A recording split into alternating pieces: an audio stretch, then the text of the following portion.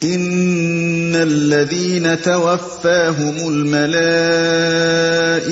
ظالمي أنفسهم قالوا فيم كنتم قالوا كنا مستضعفين في الأرض قالوا ألم تكن أرض الله واسعة فتهاجروا فيها فأولئك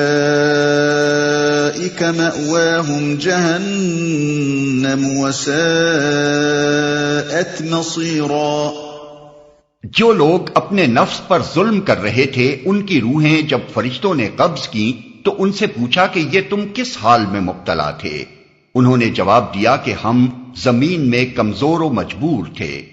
فرشتوں نے کہا کیا خدا کی زمین وسیع نہ تھی کہ تم اس میں ہجرت کرتے؟ یہ وہ لوگ ہیں جن کا ٹھکانہ جہنم ہے اور وہ بڑا ہی برا ٹھکانہ ہے۔ جو لوگ اپنے نفس پر ظلم کر رہے تھے، مراد وہ لوگ ہیں جو اسلام قبول کرنے کے بعد بھی ابھی تک بلا کسی مجبوری و معذوری کے اپنی کافر قوم ہی کے درمیان مقیم تھے اور نیم مسلمانہ اور نیم کافرانہ زندگی بسر کرنے پر راضی تھے۔ درا حال ہے کہ ایک دارالاسلام مہیا ہو چکا تھا جس کی طرف ہجرت کر کے اپنے دین و اعتقاد کے مطابق پوری اسلامی زندگی بسر کرنا ان کے لیے ممکن ہو گیا تھا۔ یہی ان کا اپنے نفس پر ظلم تھا، کیونکہ ان کو پوری اسلامی زندگی کے مقابلے میں اس نیم کفر و نیم اسلام پر جس چیز نے قائم و مطمئن کر رکھا تھا وہ کوئی واقعی مجبوری نہ تھی، بلکہ محض اپنے نفس کے عیش اور اپنے خاندان، اپنی جائیداد و املاک اور اپنے دنیوی مفاد کی محبت تھی جسے انہوں نے اپنے دین پر ترجیح دی۔ کیا خدا کی زمین وسیع نہ تھی کہ تم اس میں ہجرت کرتے؟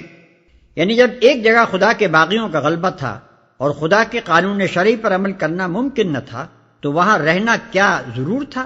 کیوں نہ اس جگہ کو چھوڑ کر کسی ایسی سرزمین کی طرف منتقل ہو گئے جہاں قانون الہی کی پیروی ممکن ہوتی۔ إلا المستضعفين من الرجال والنساء والولدان لا يستطيعون حيلة ولا يهتدون سبيلا فأولئك عسى الله أن يعفو عنهم وَكَانَ اللَّهُ عَفُوًّا غَفُورًا۔ ہاں، جو مرد، عورتیں اور بچے واقعی بے بس ہیں اور نکلنے کا کوئی راستہ اور ذریعہ نہیں پاتے، بعید نہیں کہ اللہ انہیں معاف کر دے۔ اللہ بڑا معاف کرنے والا اور درگزر فرمانے والا ہے۔ وَمَن يُهَاجِرْ فِي سَبِيلِ اللَّهِ يَجِدْ فِي الْأَرْضِ مُرَاغَمًا كَثِيرًا وَسَعَةً وَمَن يَخْرُجْ مِن بَيْتِهِ مُهَاجِرًا إِلَى اللَّهِ وَرَسُولِهِ ثُمَّ يُدْرِكْهُ الْمَوْتُ فَقَدْ وَقَعَ أَجْرُهُ عَلَى اللَّهِ وَكَانَ اللَّهُ غَفُورًا رَّحِيمًا۔ جو کوئی اللہ کی راہ میں ہجرت کرے گا وہ زمین میں پناہ لینے کے لیے بہت جگہ اور بسر اوقات کے لیے بڑی گنجائش پائے گا، اور جو اپنے گھر سے اللہ اور رسول کی طرف ہجرت کے لیے نکلے پھر راستے ہی میں اسے موت آ جائے اس کا اجر اللہ کے ذمے واجب ہو گیا۔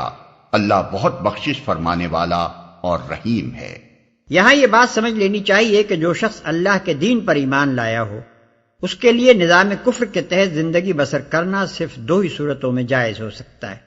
ایک یہ کہ وہ اسلام کو اس سرزمین میں غالب کرنے اور نظام کفر کو نظام اسلام میں تبدیل کرنے کی جد و جہد کرتا رہے، جس طرح انبیاء علیہ السلام اور ان کے ابتدائی پیروکار کرتے رہے ہیں۔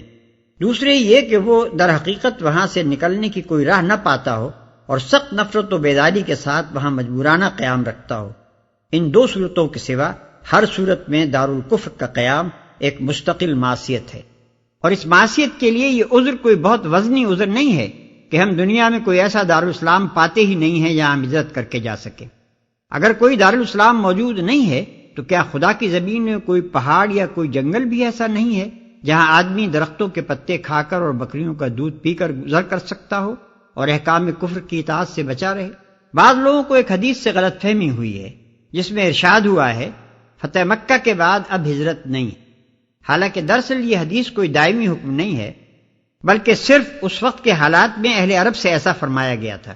جب تک عرب کا بیشتر حصہ دارالکفر و دارالحرب تھا اور صرف مدینہ و اطراف مدینہ میں اسلامی احکام جاری ہو رہے تھے، مسلمانوں کے لیے تاکیدی حکم تھا کہ ہر طرف سے سمٹ کر دارالاسلام میں آ جائیں۔ مگر جب فتح مکہ کے بعد عرب میں کفر کا زور ٹوٹ گیا اور قریب قریب پورا ملک اسلام کے زیر نگی آ گیا، تو نبی اکرم صلی اللہ علیہ وسلم نے فرمایا کہ اب ہجرت کی حاجت باقی نہیں رہی ہے۔